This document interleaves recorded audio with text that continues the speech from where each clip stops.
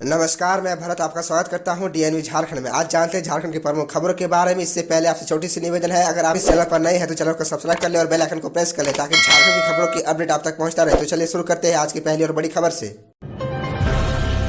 भाजपा कल मनाएगी काला दिवस। तानाशाही पर उतरी हेमंत सरकार। प्रदेश अध्यक्ष दीपक प्रकाश ने कहा करेंगे पुतला दहन। दरअसल आपको बता दें कि भारतीय जनता पार्टी के सचिवालय घेराव कार्यक्रम को सफल बताते हुए दीपक प्रकाश ने कहा कि इस आंदोलन से हेमंत सोरेन सरकार घबरा गई है। शांतिपूर्ण आंदोलन पर लाठीचार्ज किया गया, आंसू गैस की गोली छोड़ी गई, पानी बरसाया गया। असल बात तो यह है कि हेमंत सोरेन सरकार की इस आंदोलन से नींव हिल गई है। आज भाजपा के कार्यकर्ता पर जो अत्याचार हुए हैं वो सरकार के इशारे पर हुआ।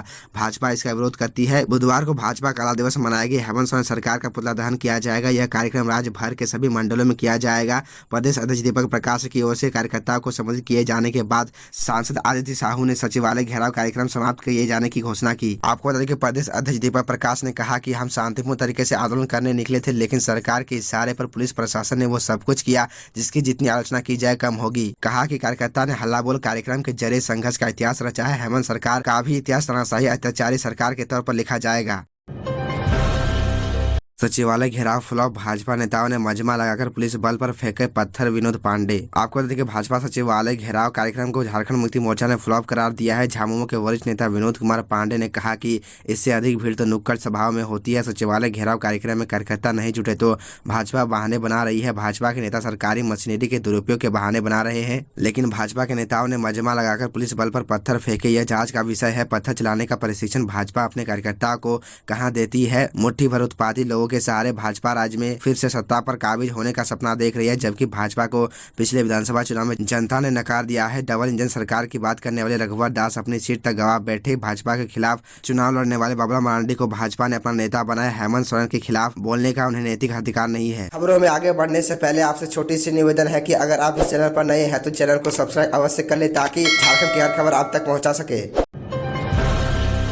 नहीं मिलेगी गर्मी से राहत। 3-4 दिनों में 40 डिग्री तक बढ़ सकता है तापमान। दरअसल आपको बता दें कि अगले 3 से 4 दिनों में झारखंड का अधिकतम तापमान 4 से 5 डिग्री तक बढ़ सकता है। मौसम केंद्र के इस पूर्वानुमान के मुताबिक अभी गर्मी से राहत के कोई आसार नहीं है। मौसम विभाग के अनुसार राजधानी रांची का तापमान 3 से 4 दिनों के अंदर ही 40 डिग्री सेल्सियस तक पहुंच सकता है। वहीं न्यूनतम तापमान भी 25 डिग्री सेल्सियस तक जा सकता है। मालूम हो कि अभी राजधानी का अधिकतम तापमान 35 डिग्री सेल्सियस के आसपास है, जबकि जमशेदपुर का अधिकतम तापमान अभी से ही 40 डिग्री सेल्सियस के आसपास पहुंच गया है। दरअसल आपको ये भी बता दें कि इससे पहले भी केंद्रीय मौसम विभाग ने पूर्वानुमान किया है कि इस सप्ताह उत्तर भारत के राज्यों में जबरदस्त गर्मी की शुरुआत होने की संभावना है। पिछले कुछ दिनों से बारिश के कारण मौसम सुहावना था, लेकिन अब फिर तापमान में बढ़ोतरी देखने को मिलेगी।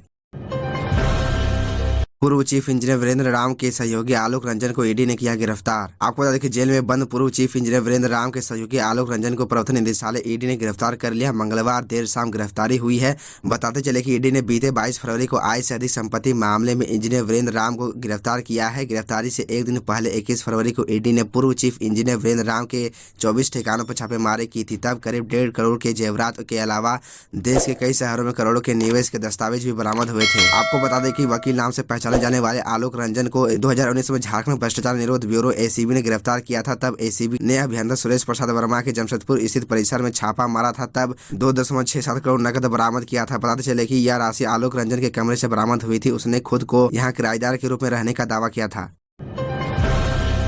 सिद्धू कानू की धरती से सीएम हेमंत ने कई विकास योजनाओं की दी सौगात। कहा सरकार पहुंच रही है आपके द्वार। दरअसल आपको बता दें कि हेमंत सहित सिद्धू कानू की पवित्र भूमि भोगनाडीह से मुख्यमंत्री हेमंत सोरेन ने मंगलवार को मिजलस रूबेला विशेष टीकाकरण और नवगठित सिद्धू कानू राज्य सहकारी संघ के तहत पैक्स लैम्स में 6 सदस्यों को जोड़ने के महाअभियान का शुभारंभ किया। इस अवसर पर उन्होंने साहिबगंज जिले को 2080 योजनाओं की सौगात दी और लाभुकों को सशक्त बनने के लिए उनके बीच परिसंपत्तियों का वितरण किया। मुख्यमंत्री ने जिले के दूर सुदूर और पहाड़ी क्षेत्रों के लिए 4 बाइक एम्बुलेंस की चाबी भी सौंपी। सिद्धू कानू जयंती पर आयोजित कार्यक्रम में मुख्यमंत्री ने कहा कि राज्य और राज्यवासियों की उन्नति के लिए सरकार प्रतिबद्ध है। 10 लाख बता दें कि मुख्यमंत्री ने कहा कि अब पंचायतों में शिविर लगाकर आपके दरवाजे पर योजनाओं को लेकर अधिकारियों की फौज पहुंच रही है और आपकी समस्याओं का समाधान हो रहा है।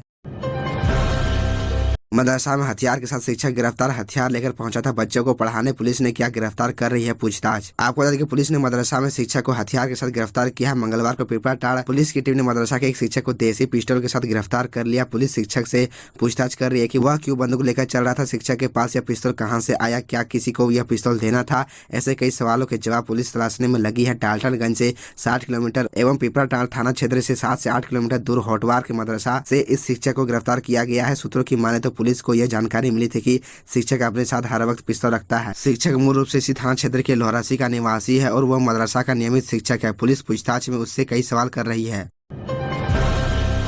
हेमलाल मुर्मू झामुमो में हुए शामिल, सीएम बोले राजभवन संभालने वाला आ गया। आपको बता दें कि भाजपा के बड़े नेता हेमलाल मुर्मू ने आज झामुमो का दामन थाम लिया है। उन्होंने 8 साल बाद घर वापसी की है। वो साल 2014 में भाजपा में शामिल हो गए थे, लेकिन आज झटका देते हुए फिर से घर वापसी कर ली है। मुख्यमंत्री हेमंत सोरेन ने झामुमो का झंडा उड़ाकर हेमलाल मुर्मू को पार्टी में शामिल किया। मुख्यमंत्री ने कहा कि राजमहल लोकसभा में एक अच्छे नेता की जरूरत को पूरा करने वाला मिल गया। बता दें कि जब वो भाजपा में थे तो बरहेट से भाजपा ने उन्हें लोकसभा और विधानसभा का भी चुनाव लड़ाया था, लेकिन सफलता नहीं मिली। पिछले विधानसभा चुनाव में भाजपा ने उन्हें बरहेट से टिकट नहीं दिया। इसके बाद वो भाजपा से दूर दूर रहने लगे थे।